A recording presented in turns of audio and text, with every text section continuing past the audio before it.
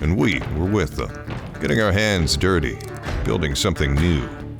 On this continent, you built the modern world, and we kept you running. 100 years. It's been a long road, and there's more on the horizon. Together, we're ready for whatever comes next. We're born for the grind.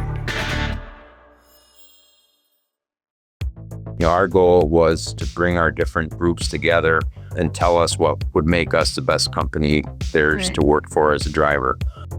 Welcome to CCJ Innovators. I'm CCJ Senior Editor Pamela DeLeon.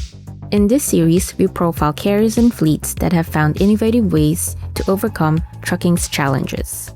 This month, we're joined by Ken Johnson, Executive Chairman at Leonard's Express. Ken shares how the company significantly reduced driver turnover by focusing on driver engagement through regular check-ins and a driver advisory board.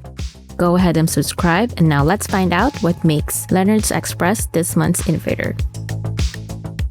So I wanted to talk to you a little bit about the driver engagement calls and the company's driver advisory board. I guess first off, what inspired the company to launch the driver engagement calls and form a driver advisory board? When did it start? What specific challenges was the company hoping to address? So we thought it was a good way to try to, I'm sure you've heard this many times, most of the turnover comes in the first 6 months. Sometimes it's because there just truly isn't a good fit, but a lot of times it's just feeling lost and not knowing where to get the answers from. So we thought that was a good way to bridge that gap. Our orientation's 3.5 to 4 days. We do it in 3 different locations. And for some, they got everything the first time, as they're introducing Leonard's to our new drivers. For others, there was things that, maybe they didn't quite catch. Was sometimes joining a new company and going through orientation can be the equivalent of, to use a cliche, drinking from a fire hose. And we felt that there was a little bit of a disconnect because they're out on the road and they weren't quite sure or maybe even picked up wrong information. And we just thought it was a good opportunity to engage with them and make sure, that they weren't having challenges and just making sure that they had the opportunity to ask questions, that not everybody's comfortable, especially with new coworkers, to ask questions. And they would at times reach out to our leaders in orientation, but they weren't always readily accessible because they were on to the next group the next week. So from a time perspective, the onboarding calls, the engagement calls, they're not structured in steel. We try to get to them, about 2 to 3 weeks after orientation, so they had a time to work with we call our fleet managers driver advocates. So we want them to have one place to go to get answers and, they start there. But the driver advocates don't do the engagement calls. We have different members of the operations team that will do them now. The new drivers, like I said, we try to get with them in 2 to 3 weeks and then follow up another 2 to 3 weeks later, especially if they had an issue. If they had a serious issue, we can try to get them to their terminal as quickly as possible, to sit down. And some things are easier to fix face-to-face than over a telephone call.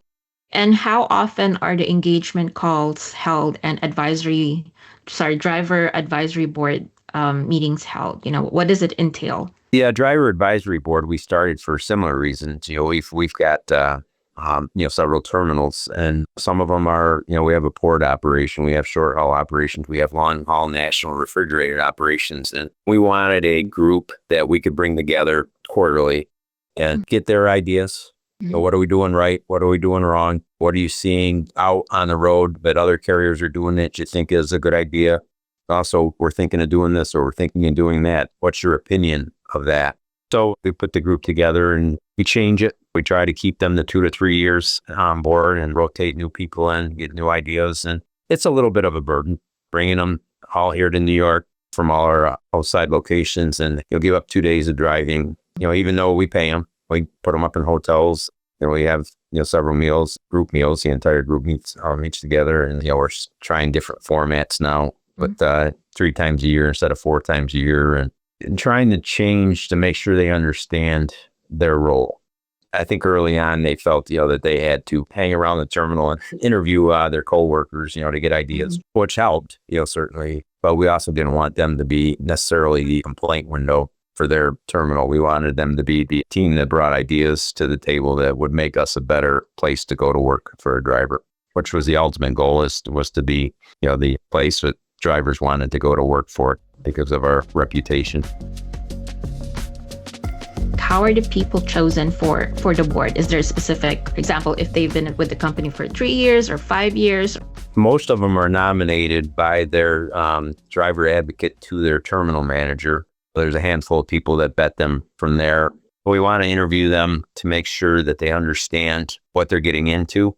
And we've had drivers that are relatively new. We certainly wouldn't want someone put in that role that's only been with us, a couple of months, because there are some responsibilities and we do want them, to have a little bit of background with what Leonard's is and does. But, a 1-year employee or a 10-year employee, we certainly don't want to put any obligation on somebody that doesn't want to do it. But, we certainly also want to talk to, we have somebody that's genuinely interested, regardless how long they've been with us. We'd be interested in hearing what they bring to the table. But at the end of the day, it starts with their driver advocates that they got somebody they feel, would be a candidate. And it's not a difficult process. We're not that structured as far as that goes. It happens fairly quickly.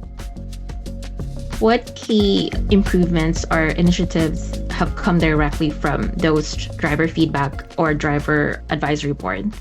We never had uniforms. We felt through our conversations, most didn't want it, but we also found through this that a lot of them wanted the opportunity to have something. It's not really a company store because they're not buying them, but we do provide, some choices. And actually that board vetted the choices. We put in a trailer clean out. We haul a lot of refrigerated freight, and with the Food Safety Act, we have to wash out the trailers, the refrigerated trailers. So through their input, we put together some pretty neat facilities to back up to and get a trailer cleaned up pretty easily. And so that came out of those discussions. We've walked away from technology products that we thought would be good. And a lot of that's like apps, that, we wanted to connect with. So there's that. I think all but maybe one of our terminals now have dog parks. That came from that. One group we had fairly early on, I think all of them had dogs that they went with them. And so, most of our facilities had a place to put a nice dog park, which you don't think about, is never something that popped up, but, so many more now are bringing their pets with them. The other thing is we have a fair number of female drivers. What we have found with, especially with security, the female drivers are more apt, and more likely to ask for something or suggest something. And, as it turns out, the men want it too. They're just afraid to ask for it. They're not afraid, but, too proud to ask for it. So we've changed some of the things, the way we spec our trucks, so entry and egress, same with the trailers, easier to get in and out of, things like that. So paid parking. Never really thought about it, but we had a long discussion at one meeting about paid parking. It wasn't that we were opposed to paying for it as a company. It just never had risen to a level. We asked them, if you can find a secure free spot, obviously that's preferred, but if there's not that option, we're more than willing to pay for it. And some of that's because some of the truck stops, are better lit and more comfortable than others, where generally the free spots are closer to the facilities and a little safer, I guess. We change our fuel network because of conversations.